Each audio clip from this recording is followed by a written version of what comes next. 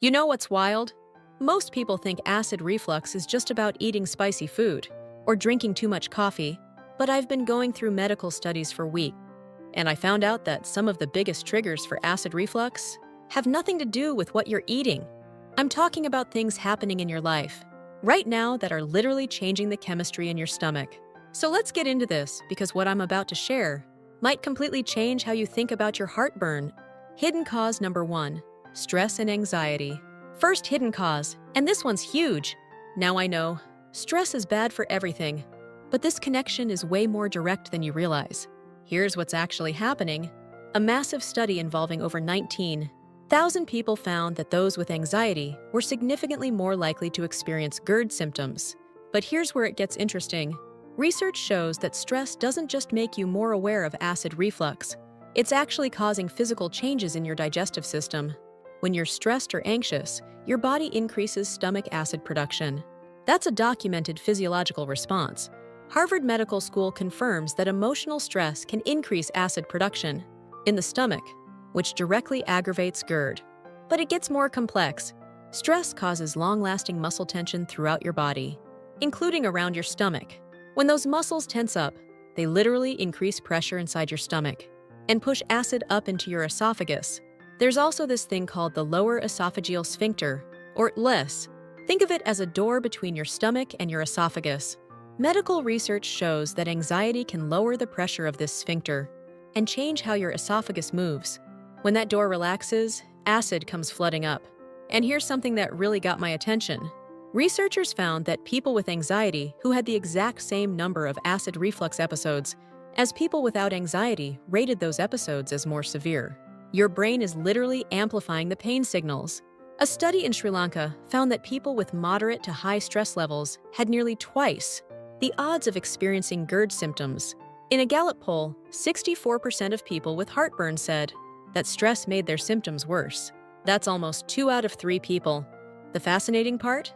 This relationship goes both ways. Chronic acid reflux becomes a source of stress and anxiety itself.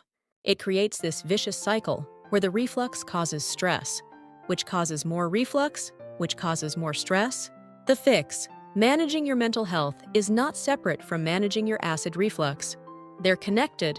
Studies suggest that medications that reduce anxiety, as well as psychological therapies like cognitive behavioral therapy, mindfulness meditation, and yoga, can actually help with GERD symptoms. Exercise is a natural stress reducer and can help maintain a healthy weight, which also helps with GERD. If you're constantly stressed and your reflux isn't responding to medication, it might be time to address what's happening in your mind, not just your stomach. Hidden cause number 2, the side you sleep on. Hidden cause number 2 honestly shocked me. Seriously, your sleep position can be the difference between a good night's rest and waking up with burning chest pain. Multiple studies using pH monitoring have shown that sleeping on your right side significantly increases acid exposure in your esophagus compared to sleeping on your left side. Research found that right lateral decubitus, that's lying on your right side, was associated with greater acid exposure and longer esophageal acid clearance. Here's what's happening. When you lie on your right side, the way your stomach is positioned means the esophagus is actually below the junction where your stomach and esophagus meet. Gravity works against you. Acid can more easily flow upward. Plus, research shows this position increases transient relaxations of the lower esophageal sphincter. That door I mentioned? It relaxes more often when you're on your right side. Now here's what happens on your left side. Studies consistently show left lateral position is associated with significantly shorter acid exposure, time and faster acid clearance. One study found acid exposure time was basically 0% on the left side, compared to over 1% on the right. The acid clearance time was 35 seconds on average on the left side, compared to 90 seconds on the right. That's more than twice as long. Researchers actually created electronic devices that vibrate when you roll onto your right side, training you to sleep on your left. In a randomized controlled trial, patients using these devices had significant improvements in their nocturnal reflux symptoms. The research is crystal clear on this. The fix: start training yourself to sleep on your left side. The medical evidence is overwhelming.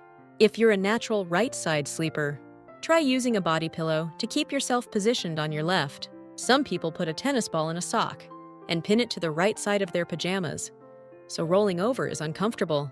You can also try special wedge pillows that elevate your head while keeping you on your left side.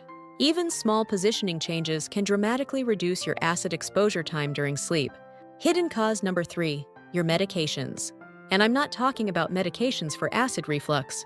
I'm talking about medications you might be taking for completely different conditions that are secretly making your reflux worse. Several classes of commonly prescribed medications can weaken the lower esophageal sphincter or irritate the esophageal lining, making GERD worse. Let's start with NSAIDs. That's non-steroidal anti-inflammatory drugs like ibuprofen and aspirin. These are some of the most commonly used over-the-counter medications on the planet. Medical studies show that NSAIDs can cause significant stomach irritation. A multi-center study involving over 2,000 GERD patients found that 15 to 30 days of NSAID use resulted in heartburn in 68% of patients, with a statistically significant increase in acute reflux symptoms. Now let's talk about calcium channel blockers. These are medications for high blood pressure and heart conditions. Names like amlodipine, nifedipine, and diltiazem. A clinical study in the British Journal of Clinical Pharmacology found shocking numbers. More than 35% of people with no previous history of acid reflux developed reflux-related symptoms when they started using calcium channel blockers. And more than 45% of people who already had reflux reported their symptoms got worse. Why? Calcium channel blockers work by relaxing smooth muscles, which is great for blood vessels. But your lower esophageal sphincter is also smooth muscle. So these medications are literally relaxing that critical valve that's supposed to keep acid in your stomach. Other medications that can worsen GERD include certain asthma medications like theophylline, some antidepressants, benzodiazepines, nitrates for chest pain, and medications for osteoporosis called bisphosphonates. Many elderly patients are on multiple medications for different conditions, and the combination can create a perfect storm for GERD. The fix: do not stop any prescribed medication without talking to your doctor.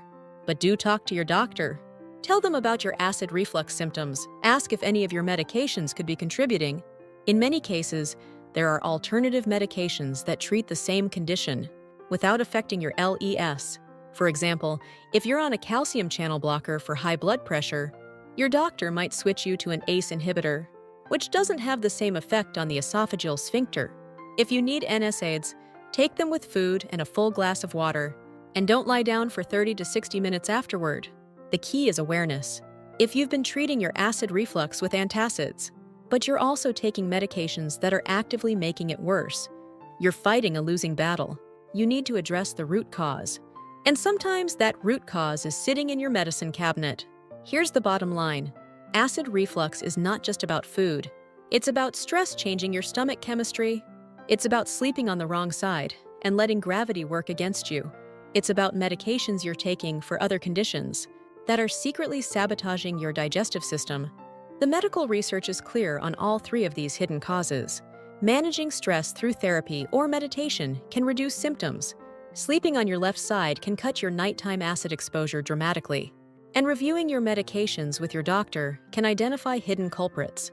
If you've been struggling with acid reflux and traditional dietary changes aren't cutting it, look at these 3 areas. Drop a comment below. Have you noticed any of these patterns in your own life? And if this helped you, share it with someone who's been dealing with chronic heartburns. See you next time.